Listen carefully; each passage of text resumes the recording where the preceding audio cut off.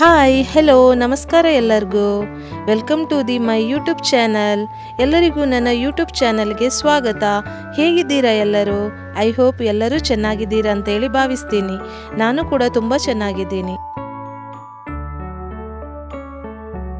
Guys, ಇವತ್ತು ನಾನು ಒಂದು ಒಳ್ಳೆ ಆರೋಗ್ಯಕರ ಆಗಿರೋ ಬೆಂಡೆಕಾಯಿ ಗೊಜ್ಜು ಹೇಗೆ ಮಾಡೋದಂತೇಳಿ ಈ ವಿಡಿಯೋನ ನಿಮ್ಮ ಜೊತೆ ಶೇರ್ ಮಾಡ್ತಾ ಇದ್ದೀನಿ. ಸೊ ಯಾಕಿನ್ ತಡ ಮಾಡೋದು?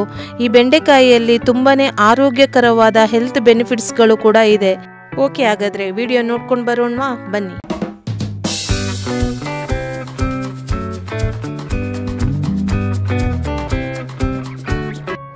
ಮೊದಲಿಗೆ ಇಲ್ಲಿ ನಾನು ಸ್ಟವ್ ಮೇಲೆ ಒಂದು ಬಾಣಲೆ ಇಟ್ಟು ಅದಕ್ಕೆ ಒಂದು 2 ಅಥವಾ 3 ಸ್ಪೂನ್ ಎಣ್ಣೆ ಹಾಕಿದ್ದೀನಿ.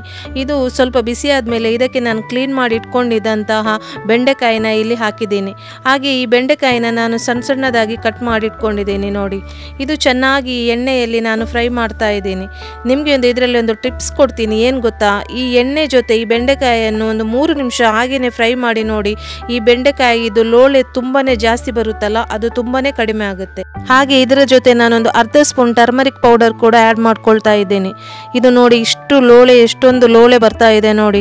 ಇದು ಇವಾಗ ಎಲ್ಲ ಫುಲ್ಲು ಡ್ರೈ ಆಗ್ತಾ ಇದೆ ನೋಡಿ ನೀವೇ. ನೋಡಿ, ಇಷ್ಟು ಡ್ರೈ ಆಗಿದೆ. ಇವಾಗ ಇದಕ್ಕೆ ನಾನು 1 ಸ್ಪೂನ್ ಕಾಶ್ಮೀರಿ ಚಿಲ್ಲಿ ಪೌಡರ್ ಹಾಕ್ತಾ ಇದ್ದೀನಿ. ಹಾಗೆ 1 ಸ್ಪೂನ್ ನಾನು ಸಾಲ್ಟ್ ಹಾಕಿ ಇದನ್ನು ಸ್ವಲ್ಪ ಹೊತ್ತು ಫ್ರೈ ಮಾಡ್ತಾ ಇದ್ದೀನಿ. ನೋಡಿ, ಇವಾಗ ಫುಲ್ಲು ಡ್ರೈ ಆಗಿದೆ. ಅದಕ್ಕೋಸ್ಕರ ನಾನಿಲ್ಲಿ ಒಂದು ಅರ್ಧ ಲೋಟ ನೀರು ಹಾಕ್ತಾ ಇದ್ದೀನಿ. ಈ ನೀರು ಹಾಕಿ ಒಂದು 2 ನಿಮಿಷ ಇದನ್ನು ಸ್ವಲ್ಪ ಫ್ರೈ ಮಾಡಿದರೆ ಸಾಕು. ಇದು ಬೇಗ ಬೇಯ್ತದೆ, ಹಾಗಾಗಿ ಸ್ವಲ್ಪ ಫ್ರೈ ಮಾಡಿದರೆ ಸಾಕು. ಇಲ್ಲಿ ನಾನೊಂದು ಅರ್ಧ ಕಪ್ ತೊಗರಿಬೇಳೆ ಹಾಕಿ ಸ್ವಲ್ಪ ಕರಿಬೇವು ಸೊಪ್ಪನ್ನು ಚೆನ್ನಾಗಿ ಬೇಯಿಸಿ ಇಟ್ಕೊಂಡಿದ್ದೀನಿ. ಇಲ್ಲಿ ನೋಡಿ, ಬೆಂಡೆಕಾಯಿ ಇಷ್ಟು ಫ್ರೈ ಆದರೆ ಸಾಕು. ಇವಾಗ ಇದನ್ನು ನಾನೊಂದು ಬೇರೆ ಪಾತ್ರೆಗೆ ಹಾಕಿ ಇಟ್ಕೊಂಡಿದ್ದೀನಿ. ಇವಾಗ ಒಂದು ಬಾಣಲೆಗೆ ಸ್ವಲ್ಪ ಅಡುಗೆ ಎಣ್ಣೆ ಹಾಕಿ ಅದಕ್ಕೆ ಒಂದು ಅರ್ಧ ನೀರುಳ್ಳಿ ಹಾಗೆ ಸ್ವಲ್ಪ ಕರಿಬೇವು ಸೊಪ್ಪು ಹಾಗೆ ಒಂದು 4 ಎಸಳು ಬೆಳ್ಳುಳ್ಳಿನ ಜಜ್ಜಿ ಹಾಕಿದ್ದೀನಿ. ಹಾಗೆ ಅದರ ಜೊತೆ ಸ್ವಲ್ಪ ಜೀರ ಕೂಡ ಆ್ಯಡ್ ಮಾಡಿಕೊಂಡು ಚೆನ್ನಾಗಿ ಫ್ರೈ ಮಾಡ್ತಾ ಇದ್ದೀನಿ. ಇದು ಚೆನ್ನಾಗಿ ಫ್ರೈ ಆದಮೇಲೆ ಇದಕ್ಕೆ ಒಂದು 1.5 ಸ್ಪೂನ್ ಶುಂಠಿ ಬೆಳ್ಳುಳ್ಳಿ ಪೇಸ್ಟ್ ಹಾಕ್ತಾ ಇದ್ದೀನಿ. ಇದು ಚೆನ್ನಾಗಿ ಫ್ರೈ ಮಾಡಬೇಕು. ಇದು ಫ್ರೈ ಆದಮೇಲೆ ಇದಕ್ಕೆ ನಾನು ಇಲ್ಲಿ ಈಗ ಅರ್ಧ ಟೊಮೆಟೊನ ಆ್ಯಡ್ ಮಾಡ್ತಾ ಇದ್ದೀನಿ. ಅದರ ಜೊತೆ ಒಂದು 2 ಬ್ಯಾಡಗಿ ಮೆಣಸನ್ನು ಕೂಡ ಕಟ್ ಮಾಡಿ ಹಾಕಿದ್ದೀನಿ.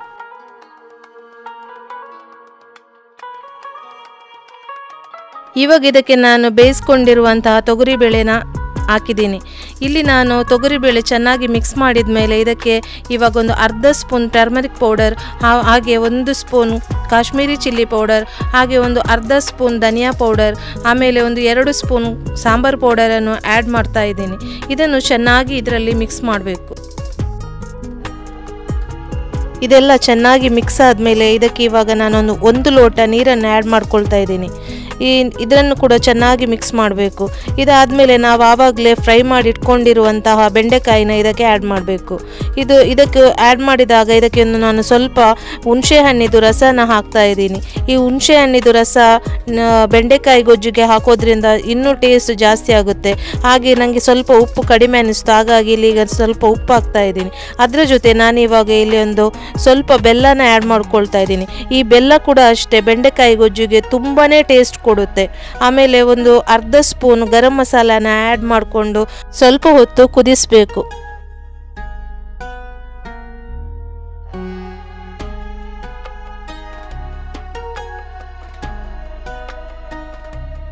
ಫೈನಲಿ ನಾನಿಲ್ಲಿ 1 ಸ್ಪೂನು ತುಪ್ಪನ ಇದಕ್ಕೆ ಹಾಕ್ತಾ ಇದ್ದೀನಿ. ಈ ತುಪ್ಪ ಹಾಕೋದ್ರಿಂದ ಬೆಂಡೆಕಾಯಿ ಗೊಜ್ಜು ಇನ್ನಷ್ಟು ಜಾಸ್ತಿನೇ ಟೇಸ್ಟ್ ಬರುತ್ತೆ.